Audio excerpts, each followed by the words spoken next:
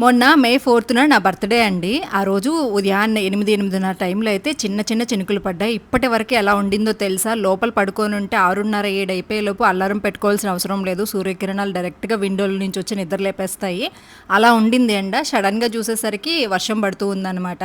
So, ఒక్కొక్క దగ్గర పడతది, ఒక్కొక్క దగ్గర పడదండి. చాలా మిరాకిల్. ఒకసారి మేము టౌన్‌లోకెళ్ళామనుకోండి, మన ఇంటి దగ్గరకొచ్చేసరికి వర్షం పడదు.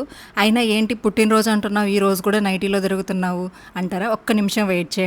ఇంకా కిచెన్‌లో పాలు ఇంకా అదంతా క్లీన్ చేసేసాను. ఎందుకో అండి ఈ మధ్య డైలీ పాలు పొంగిపోతున్నాయి. మీకు ఇంతకు ముందే చెప్పాను కదా! పాలు ఇంట్లో ఏ టైంలో పడితే ఆ టైంలో పొంగకూడదు అని చెప్పేసి. ఇంక అదంతా క్లీన్ చేసేసి నేను ఇంకా ఫ్రెష్ అప్ అయ్యి వచ్చేసాను. నా దగ్గరున్న చిన్న గోల్డ్ జ్యువెలరీ అయితే పెట్టుకుంటానన్నమాట. సరేలే కొంచెం స్పెషల్ డే కదా! ఉన్నవి పెట్టుకుందాము. కొంచెం స్పెషల్‌గా కనిపిస్తాము అని చెప్పేసి. ఇంక నేనైతే ఫ్రెష్ అప్ అయిపోయి ఇంకా హెయిర్ కూడా డ్రై అవ్వలేదు. ఇంకా బ్రాస్లెట్ అవి ఆయనైతే పెడుతున్నారనమాట నీట్‌గా. ఇంకా బ్లాక్ బీడ్స్ కూడా వేసుకున్నాను. ఇదైతే సింపుల్‌గా డ్రెస్ వేసుకున్న పూజ చేసుకోవాలి కదా! కాటన్ డ్రెస్ అని చాలా బాగుంది. ఇందులోనే లాస్ట్ టైం నేను మెరూన్ కలర్ కూడా బుక్ చేసుకున్న. భలే ఉంది క్వాలిటీ అయితే.